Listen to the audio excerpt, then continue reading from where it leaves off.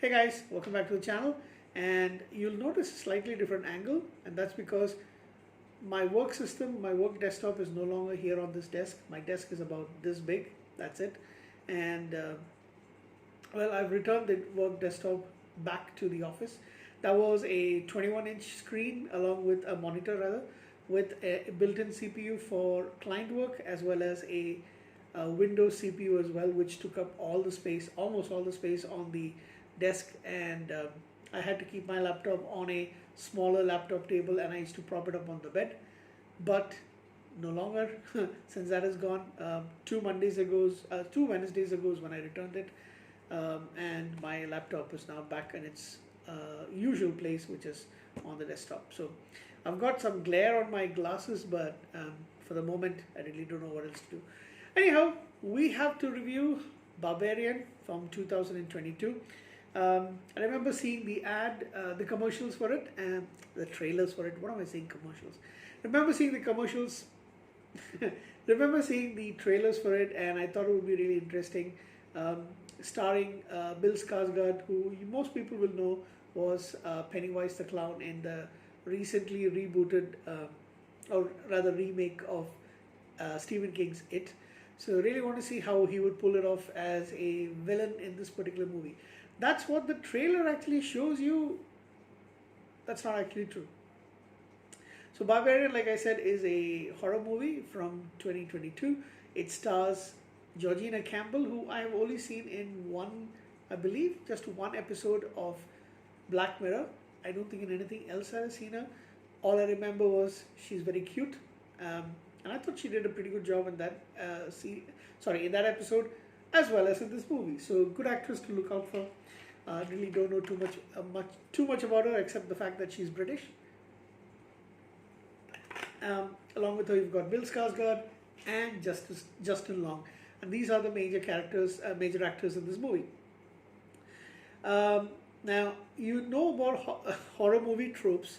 Why on earth would someone, especially a young woman, traveling to a different city, Detroit in this case, take a place she's never seen before, an Airbnb, a small house in the middle of nowhere, some road she comes to late at night, and basically there's nobody else around.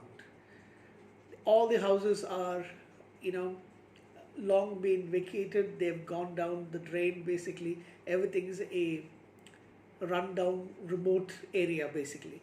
Why would you choose that when you can book any number of motels or hotels? So she basically has come down for a job interview.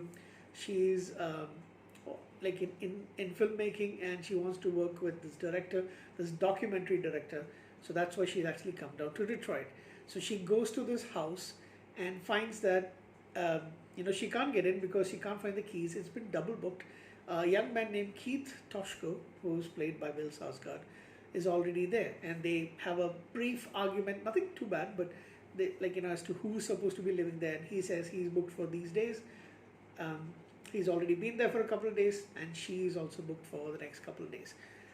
She's initially very skeptical. She wants to go out, but he says, no, if you can't contact them, and if they're not giving you any help, you can't find a hotel to stay, I don't mind sleeping on the couch. You can take the bedroom. There's only one bedroom, by the way. It's a small house. But it does have a big basement.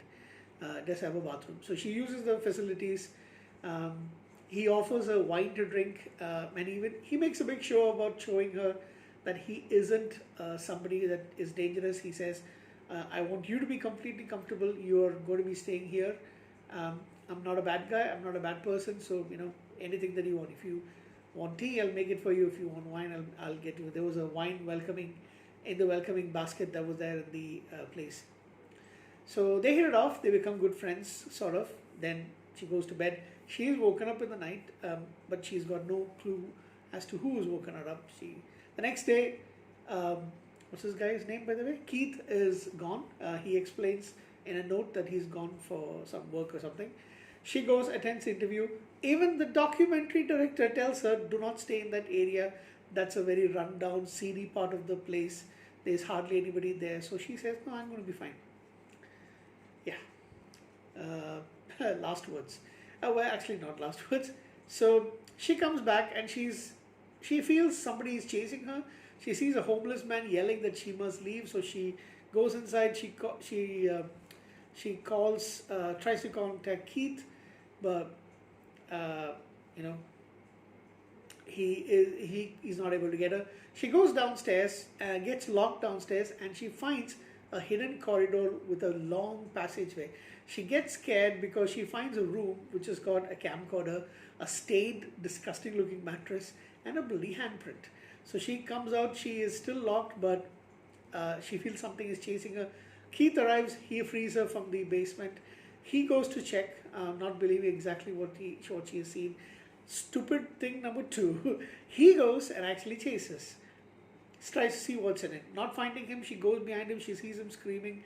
He comes back, see he's screaming for help. They're able to meet halfway at the point, and then a naked, deformed woman comes and kills Keith. Okay, now I I'm not sure if that part was actually shown in the trailer, but that's where it is. And then she takes him. Um, Next, you don't see actually what happens, but this girl, her name is Tess. She's taken prisoner. We also see Justin Long's character, whose name is he's an actor, AJ Gilbride. It's something to do with this movie and actors and the film industry. So he is fired from his television series. He was a success, but there's been rape allegations against him. Apparently, he thinks they were actually um, consensual. The lady staff member, whoever it was, she says she was forced. Basically, he becomes a pariah and he starts losing money. So in order to pay for his legal cost, he goes, tries to sell whatever he's got. So he finds out, he realizes that there is a rental property in Detroit. This is the same house, by the way, which is being given for Airbnb. So he wants to sell it. He goes there, meets up with friends, and then goes to the house. He starts inspecting the house, finds the chair that was propped up against the basement door, and he goes to the basement, discovers the place, and goes to the tunnel. And next, what happens when he also gets captured? I was not prepared for it. So this is all the spoilers that I'm going to tell you. It goes in a different direction. I also read that because it's a very recent movie, so I don't want to spoil too much. I would suggest you actually go and watch and find out what happens after this. What is the creature or person who's actually behind this, and how that creature or person came to be in this particular state. And that part was really, really good. By the way, sorry, I'm not going to say that part. There's also another actor who I've never. I'm kind of like, he looked kind of familiar. I'm not really sure. Richard Brake plays Frank, who plays the original owner of the house. He does a fantastic job just looking like a creep. He looks like the kind of, not the actor, by the way, just the way that he portrays it. He looks like exactly the person who would rape young kids, the kind of sleazeball kind of thing. Just gives you the look of a serial killer or a serial rapist. Bang up job, I should say, because I'm pretty sure the actor is not like that. But he gave me the creeps in in the few minutes that he was actually shown on the screen. On the screen, you also have there's a person who plays the homeless man. I can't get his name. I think his name is James Butler. I'm not really sure, or someone, one of them. I can't make out. It doesn't really mention. Yeah, I think that's the name of the person. Anyway, there's some dumb choices. There's something to do with cops in this movie, which you'll later find Tess speaking with them. And this is the reason why people don't like you, cops. If you're this arrogant, if you're this standoffish, and you're going to assume that because somebody is disheveled, they've gone through, she explains that she's gone through a tough time, and that is why her clothes are stained and dirty. But they don't actually believe her. They don't even do proper investigation, but they get, as Hollywood always seems to show, they get called away for a murder or robbery, shooting, something like that. and they leave her. So yeah, uh, really good acting by Georgina Campbell, and I think Justin Long. I really like Justin Long quite a bit. He seems to be an actor who is fit to be in horror movies, especially. And Bill Skarsgård in the role that he's got as well is pretty much convincing as a nice young man who is not out to harm anybody. But is he? We don't know. Anyhow, um, the other person in this character is a person called the Mother. That's all I'm going to say about it. And Mother is played by, I'm guessing a stunt actor called Matthew Patrick Davis, but of course supposed to be female. Um, yeah, so I was pleasantly surprised by the movie. It did not go the way that I thought it was going to be, and that's actually something that you'll find out. The trailer kind of misled me a little bit, but I'll also mention this. I've only watched one trailer and I watched it twice, so I could be wrong. Maybe some other trailers actually do show something different.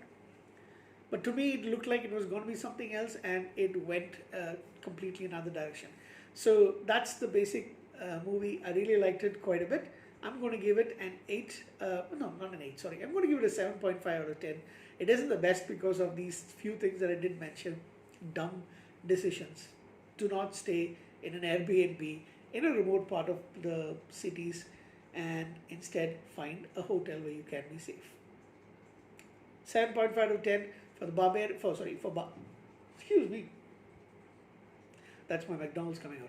7.5 for Barbarian. I'll see you pretty soon. Bye.